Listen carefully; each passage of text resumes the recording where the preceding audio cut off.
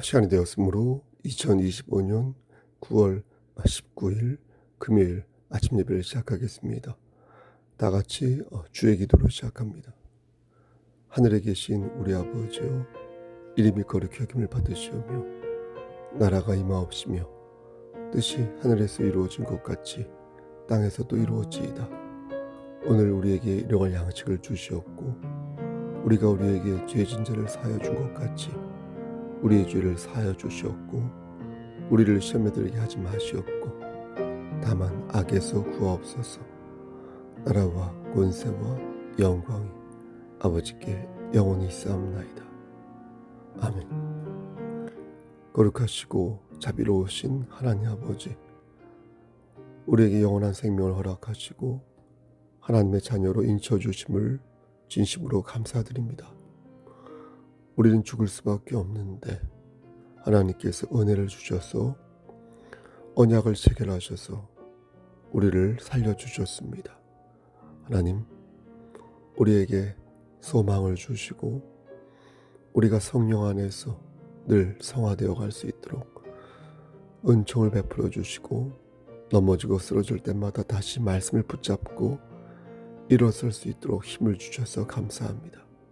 하나님, 오늘도 그렇게 살기를 소원하오니 말씀 붙잡고 승리하는 자 되게 하여 주시고 우리가 거한 그 자리에서 하나님께 영광을 돌리며 하나님을 기쁘시게 하는 삶을 살 수 있도록 우리에게 은총을 더하여 주시옵소서. 우리가 믿는 자로서 진리를 살찐데 진리를 팔지 아니하도록 하시고 우리가 그리스도인으로서 우리가 서 있는 그 자리에서 예수 그리스도의 향기를 바람으로 말미암아 빛이요 소금이 되는 그런 그리스도인 될 수 있도록 은혜 베풀어 주시옵소서. 이 나라와 민족을 위해 기도합니다. 우리 민족이 말씀 안에서 믿음의 공화국이 될 수 있도록 하시고 하나님 보시기에 합한 민족이 되어서 하나님께 크게 쓰임받는 귀한 도구 되게 하여 주시옵소서. 이재명 대통령에게 함께 하시사 그가 진실로 하나님을 경외하는 자가 되게 하여 주시고 세상이 만들어 놓은 논리와 이론보다 그의 마음 깊은 곳에 하나님의 말씀을 사모하는 마음을 주셔서 그가 진실로 하나님 말씀 안에서 사용되어지는 도구가 되게 역사하여 주시옵소서. 그리고 말씀 안에서 철저히 자복하여 회개함으로 말미암아 하나님께 인정받는 그리스도인이 되게 역사하여 주시옵소서. 하나님, 우리 교회를 위해 기도합니다. 우리 교회가 말씀 안에서 하나가 될 수 있도록 하시고 세상의 지식과 경험과 또한 정치적인 진영 논리에 의거하여 이합 집산되지 않도록 하시고 신앙의 본질이신 예수 그리스도 안에서 서로를 섬기며 하나님께서 허락하신 그 평안함 속에서 참다운 교회 공동체로 만들어져 가는 귀한 교회 될 수 있도록 은총 베풀어 주시옵소서. 우리 권사님들에게 함께 하시사 영육의 강건함을 지켜주시고 우리 집사님 장로님에게 함께 하시사 주 말씀 안에서 30배 60배 100배의 결실을 맺을 수 있도록 하시며 특히 심신이 연약한 우리 지체들에게 함께 하시사 주 말씀 안에서 이기는 자들에게 역사하여 주시옵소서. 저에게도 함께 하시고 우리 교육자들에게도 함께 하여 주시옵소서. 예수 그리스도 받들어 감사하며 기도드렸사옵나이다. 아멘. 하나님 말씀 보겠습니다. 고린도전서 2장 7절 말씀입니다. 고린도전서 2장 7절 신약성경 제성경으로 265쪽입니다. 다 찾으신 줄 알고 봉독하겠습니다. 고린도전서 2장 7절 오직 은밀한 가운데 있는 하나님의 지혜를 말하는 것으로서 곧 감추어졌던 것인데 하나님이 우리의 영광을 위하여 만세전에 미리 정하신 것이라. 아멘. 하나님 이 말씀을 들어 사용하여 주시옵소서. 예수님의 이름으로 기도드렸습니다. 아멘. 한 남자가 시장에 암소를 팔러 나왔습니다. 남자는 암소와 맞바꿀 수 있는 동일한 것을 찾기 위해 눈에 불을 켰습니다. 그때 한 노인이 냄비를 들고 와서 그에게 말하기를 이 냄비와 암소를 바꾸면 어떻겠냐고 말했습니다. 남자는 가당치 않다며 노인이 실성했다고 생각했습니다. 그런데 그때 갑자기 냄비가 암소 주인에게 말하기를 저를 데려가시면 후회하지 않으실 겁니다. 라고 말했습니다. 암소 주인은 깜짝 놀라며 냄비가 말을 하니 다른 능력이 있을지 모른다. 라고 생각하며 암소와 냄비를 맞바꾸었습니다. 그리고 집에 돌아와 아내에게 자초지종을 설명했습니다. 아내는 남편의 말을 듣고 남편이 탁월한 선택을 했다고 생각했습니다. 냄비의 가능성을 본 것이니 남편의 판단이 지혜로웠다고 본 것입니다. 여러분들은 어떻게 생각하십니까? 이들의 생각이 합당하다고 생각하십니까? 정말로 이들은 냄비의 가능성을 보고 탁월한 선택을 한 것이 맞을까요? 보아하니 아내 역시 냄비가 말을 하는 것을 본 것 같은데 그러면 다 된 것일까요? 냄비가 말을 하는 것은 정말로 희한한 일입니다. 하지만 냄비가 말을 한다고 해서 어디에 써먹을 수 있을까 싶을 때 딱히 생각나는 것이 없습니다. 냄비는 냄비의 용도가 있습니다. 냄비가 말을 하는 것은 재미있는 상상은 될 수 있을지 몰라도 냄비의 용도 차원에서는 유용하지 않습니다. 그럼에도 불구하고 암소 주인은 냄비의 가능성을 본 것입니다. 냄비의 가능성과 냄비의 용도까지 재설정하여 주인은 냄비를 선택한 것입니다. 그렇게 생각한 순간 냄비는 냄비 이상의 존재론적 가치를 갖게 되는 것입니다. 인간은 하나님께서 만드신 피조물 중에 유일하게 하나님의 형상으로 빚어진 피조물이었습니다. 하나님께서 인간을 그렇게 만드신 이유는 인간과 친밀한 관계를 맺고 그로 인해 영광을 받기 위함이셨습니다. 하지만 인간은 하나님을 배신하였고 이로써 하나님과 분리되었습니다. 이로써 죽음이 생겼고 이로써 지옥의 형벌을 받게 되었습니다.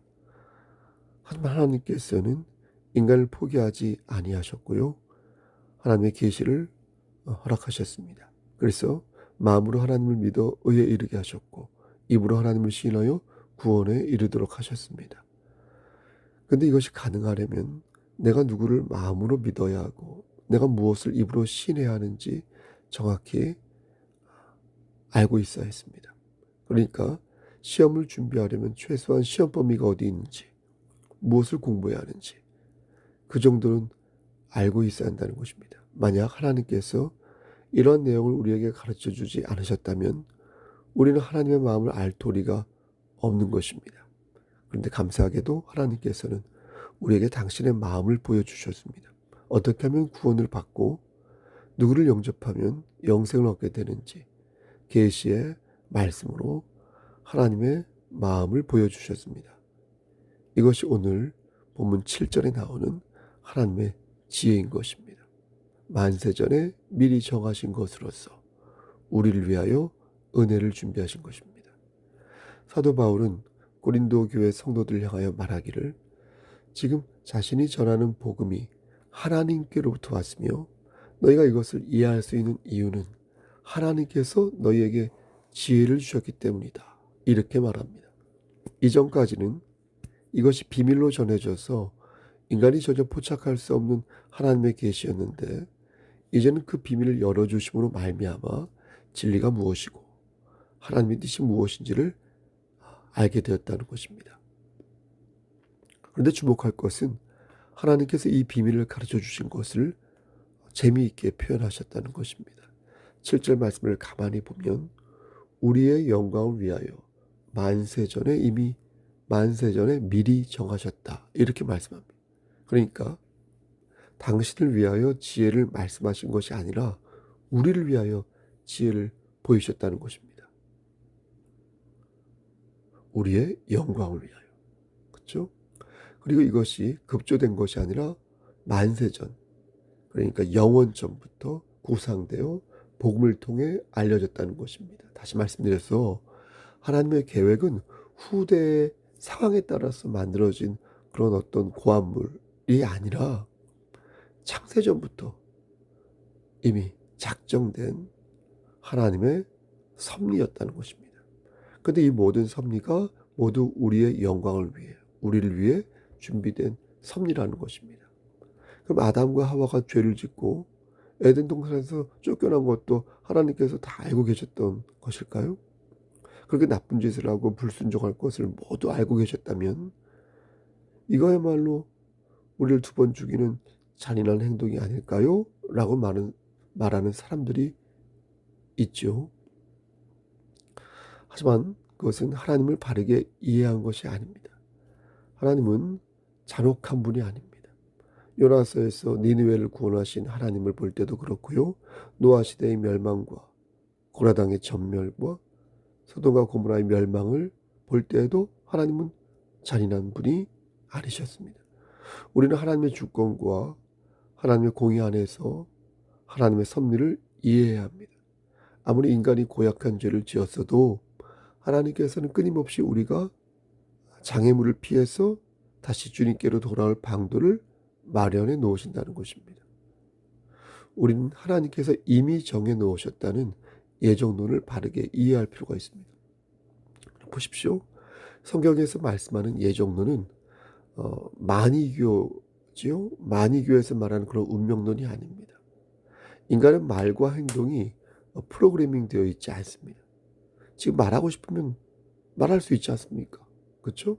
우리 연필을 굴리면 연필을 굴릴 수 있지 않습니까? 내가 지금 말하고 싶지 않으면 입을 닫을 수 있습니다. 이러한 능력은 하나님께서 주신 것이니 내 삶의 주인을 하나님으로 여기고 그 속에서 하나님의 역사하심을 믿는 게 예정론의 본질이다라는 것입니다. 프로그래밍 되어 있지 않다. 하나님께서는 우리의 미래를 속속들이 아시지만 우리의 자유의지를 적정선에서 인정하신다는 것입니다. 여러분 야곱을 생각해 보십시오. 야곱은 여러 시행착오와 우여곡절 끝에 하나님의 지혜를 터득한 자 아닙니까? 엄마 뱃속에서 쌍둥이였던 형 에서와 이미 자리 다툼을 하였고요. 나중에 형 에서를 속여가지고 장자의 특권과 아버지 이삭의 축복을 가로챈 자 아닙니까? 성경은 이를 하나님의 주권적인 결정에 따른 것이라고 말씀하지만 그것은 분명 야곱의 계략 아니었습니까?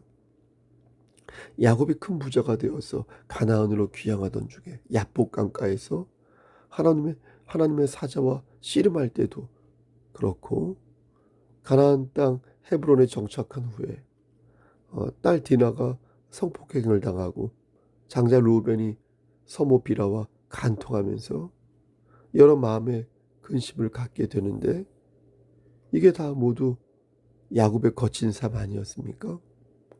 말년에는 어떻습니까? 애굽으로 팔려갔던 아들 요셉이 애굽의 총리가 되는 기쁨을 야곱은 경험하였고 아들 요셉의 도움으로 애굽으로 이주하여 거기서 약 17년간을 고센 땅에서 지내다가 하나님의 부름을 받고 약속의 땅 가나안에 묻히게 되는데 이 과정에서도 정말 많은 일들이 있어서 이 야곱이란 이름은 한 개인을 넘어 이스라엘 백성 전체를 가리키는 용어로도 사용되고 있지 않습니까? 그렇다면 이러한 많은 시행착오 하나하나를 하나님께서 다 계획하신 것일까요? 그렇지 않다는 것입니다. 앞서 야곱의 삶을 훑어보았는데 그의 고된 삶은 그의 잘못된 선택과 욕망 때문에 생겨난 것이지 하나님의 잘못이 아니라는 것입니다. 야곱의 헛된 욕망으로 문제가 생겼고 야곱의 교만함으로 일이 터졌다는 것입니다. 따라서 하나님의 섭리를 믿는 자는 하나님의 지혜를 삼아야 하는 것입니다. 하나님께서 주신 지혜를 붙드는 자는 그의 삶 중심에 하나님의 말씀이 있으므로 넘어지고 쓰러지더라도 다시 일어설 수 있는 기회를 갖게 되는 것입니다. 일체유심조라고 하나요? 일체유심조.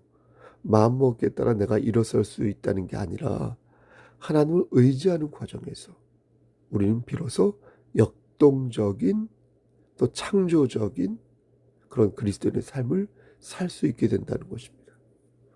예정론은 칼빈의 말처럼 무서운 교리가 맞습니다. 아주 무서운 교리가 맞습니다. horrible, 무서운. 하지만 하나님을 섬기는 사람들에게는 그게 감사의 교리요, 동시에 떨리는 교리이기에 우리는 하나님을 섬기는데 주력하는 그리스도인이 되어야 할 것입니다.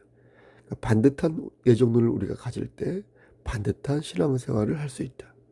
천주교에서는 영원한 멸망으로서의 예정은 없다, 이렇게 가르치거든요. 영원한 멸망으로의 예정은 자비로우신 하나님과 어울리지 않으니까 그런 것은 없다, 이렇게 가르칩니다. 그러니까 그렇게 말하는 것은 하나님을 모욕하는 생각이라는 것입니다. 하지만 보십시오. 하나님의 주권을 우리가 정말로 진심으로 받든다면, 그래서 성경에 나오는 하나님의 공의와 사랑을 정말로 진심으로 우리가 받아들인다면 우리는 하나님의 심판을 하나님의 사람과 함께 순종으로 받을 수 있는 거 아니겠습니까? 그러니까 신령한 자는 신령한 자답게 예수님의 마음을 품어야 할 것이고, 만일 그렇게 살지 못했으면 그 즉시 하나님께 회개하고 다시 은혜를 구하면 되는 거 아니겠습니까? 여러분, 내가 하나님의 자녀인지 아닌지 근심하는 것은 나를 바로 세울 때 가질 수 있는 생각이라는 것입니다. 그 외에는 그런 생각을 가져서는 절대 아니 된다는 것입니다. 부모님께 잘못하고 나를 돌아볼 때 내가 정말 부모님의 자녀가 맞는지 고민하고 근심하는 것은 괜찮아요. 자기를 돌아보는 성찰하는 것은 괜찮은데, 허구한 날 내가 자식이 맞는지, 내가 사랑받고 있는지 근심하는 것은 마귀가 좋아하는 그런 행동이라는 것입니다. 그래서 우리는 그리스도인으로서 자신을 성찰하고 반성하는 일은 두 가지 경우에만 할 수 있어야 하는 것입니다. 하나는 우리가 죄를 지었을 때, 그리고 또 하나는 뭐예요? 우리가 나를 부인하고 내가 주의 자녀가 맞는지 근심하고 성찰해야 하는 것. 시를 쓸 때, 예? 어떤 창조적인 행위를 할 때. 그 외에는 당당하게 우리 안에 있는 하나님의 지혜를 바라봐야 할 것입니다.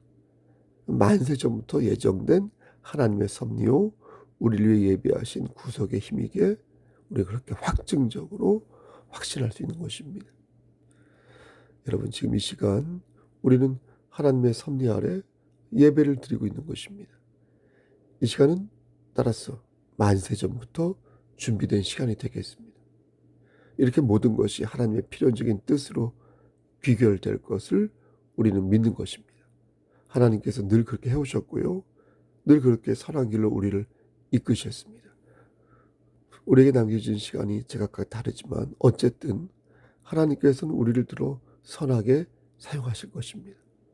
우리는 하나님께서 만드신 말을 할 줄 아는 냄비로서 하나님이 허락하신다면 우리는 무한한 능력을 발휘할 수 있을 것입니다. 하지만 그 속에 만약 우리가 하나님의 지혜를 담고 있지 않는다면 우리는 울리는 꽹가리가 될 것이고 금방 식고 마는 볼품없는 냄비가 되고 말 것입니다. 사랑하는 성석교회 성도 여러분, 예배는 모든 것을 만세전으로 돌리는 능력이 있습니다. 천년을 하루같이 보는 지혜가 있고요, 성령님이 지금도 우리와 함께 하심을 믿게 하는 힘이 있습니다.